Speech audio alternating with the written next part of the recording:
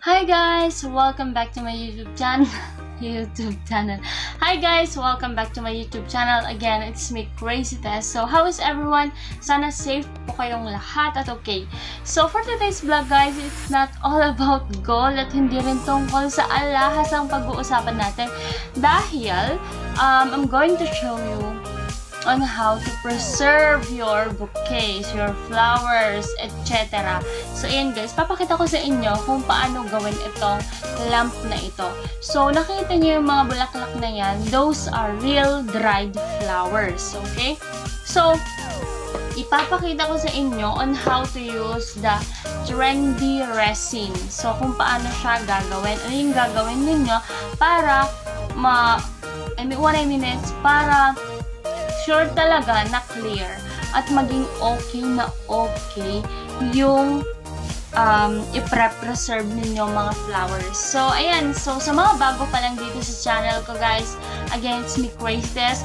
Don't worry, I'm not crazy. So, huwag nating patagalin pa. Ipapakita ko na sa inyo kung paano ko nga ba ginagamit ang trendy resin sa aking mga pre-preserve na mga. So, ito yung mga kakailanganin nating mga materials. Of course, itong mold. Ito yung sinasabi ko sa inyo. This is from Coco Manila. And ito, of course, yung mga flowers, leaf, anything na gagamitin nyo to decorate yung inyong ipapreserve. So, this one, guys, is dried na talaga siya. Dry na dry. And, kailangan mo din ng gloves. Anything. Ako, hindi na ako magmamask kasi small project lang naman ito. But of course, guys, huwag niyo akong tutularan, okay? Gumamit kayo ng mask and gloves. And the next one, ito yung magbibigay buhay sa ating gagawin, which is the trendy resin. So, ayan guys. Ito yung mga materials na gagamitin natin. Of course, yung fairlights din. Para maging lamp siya. And ito din, the weighing scale. Kung ano yung weighing scale na available kayo dyan, pwedeng-pwede yun. At kailangan ko din ng tape. Okay. So, ayan guys, yun yung mga materials na gagamitin natin. Simulan na. Ang oras natin ngayon guys is 2:28 in the afternoon. At yung temperature natin is 33 degrees Celsius. So, ayan. Magtimpla na tayo nitong 2:1 by weight ratio ni Trendy Resin. Para sa ating first layer.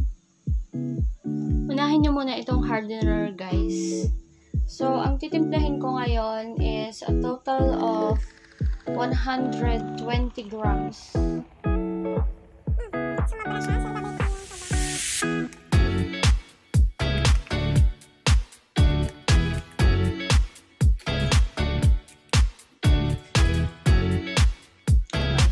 So, ayan na siya guys. 40 grams na hardener. So, ngayon, dahil 2:1, dadagdagan ko siya ng 80 grams na A ng Trendy Resin.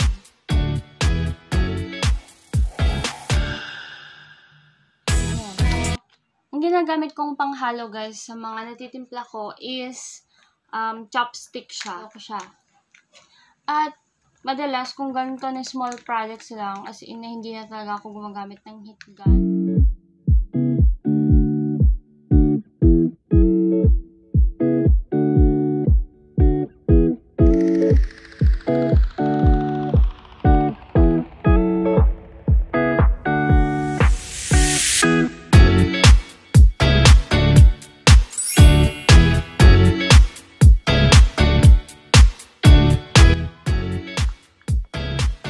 Okay. So, ito na yung kalagayan ng resin after ng 5 minutes projects natin. Pero, pinapakita ko lang sa inyo na wala talaga akong mga kung ano-anong technique when it comes to preserving flowers. Kahit nabaguhan pa lang ako, in fairness, okay naman pa yung nagagawa ko. So, ayan. Ibubuhas ko na lang siya. Hindi na rin ako nag-heat gun. Hayaan mo na yung mga micro bubbles kasi mawawala din. Yan guys, bubuhusan na natin siya.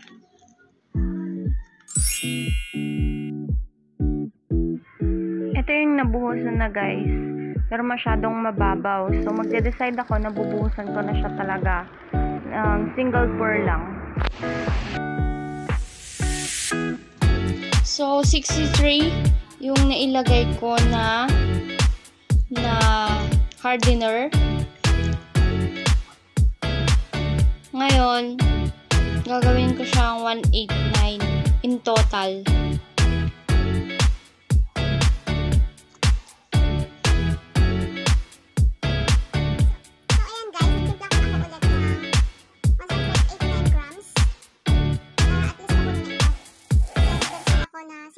Single pour na lang to guys kasi mababaw pa lang to eh. Parang wala pa siyang 1 inch yung ibuhos ko. So ito, halo-halo lang guys. Kahit bilisan nyo kung manual lang. Minsan kasi, kaya nagkakaproblema kasi machine yung ginagamit or yung drill. Mabilis ang ikot nun at pwedeng maging foggy yung inyong. Regarding pala dito sa flowers, hindi ako gumamit ng kahit na anong spray net, hair spray or wala akong ginamit ngayon. Kasi tinatamad akong magpunta-punta doon sa labas para lang doon sa pagpatuloy na naman. So, ayan. 1 minute and 39 seconds na siyang nahahalo. Gawin natin siyang 3 minutes.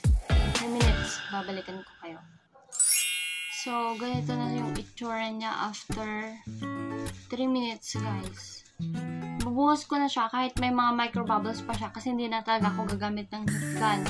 Katulad nga ng sinabi ko sa inyo, malayo yung saksakan namin.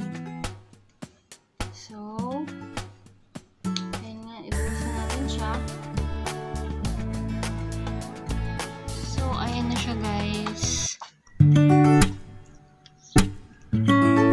May mga bubbles na umaangat din kasi silang puputok. So, puno na siya. Kung mapapansin nyo, hindi ko pa tinanggal yung pinaka-stick ng roses kasi puputulin ko na lang siya after na medyo tumigas-tigas tapos saka ako maglalagay ng konting layer lang para i-manage. Okay. So, ayan nga guys, 2 inches yung kapal nitong mold na ito. Sa ngayon guys, nakapatay yung electric fan namin kasi nag-video kami. Pero yung temperature is 33 degrees Celsius. So yun guys, balikan natin to after 5 hours. Okay, so ito na yung itsura niya after 3 hours. Malagkit-lagkit na siya. Hindi nyo na siya pwedeng galawin. Hindi na siya pwedeng galaw-galawin, guys. So, ayan. Plano ko nga tanggalin na tong tape eh. Pero wag muna kasi hindi na siya pwedeng galawin sa kanan. Okay, so ito na siya after 5 hours. Matigas na siya, guys. Mas mabilis tumigas yung mga makakapal dahil mabilis lang siya uminit. So, tatanggalin ko na tong tape. And mag-a-attempt ako na putulin na yung mga stick. So, ayan siya. So, ito na siya guys. Ayan siya. Kapag hindi na naman dito sa gilid niya, mainit na talaga siya. And, matigas na. Pero hindi ko masyado. Ngayon, ititry ko na silang ikat.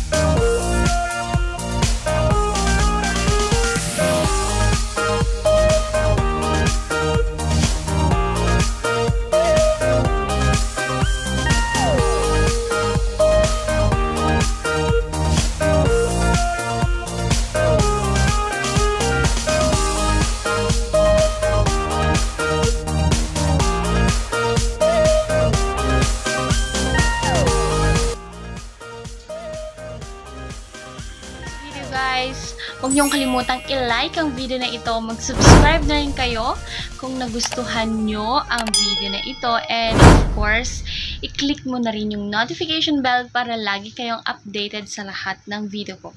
See you on my next video, guys.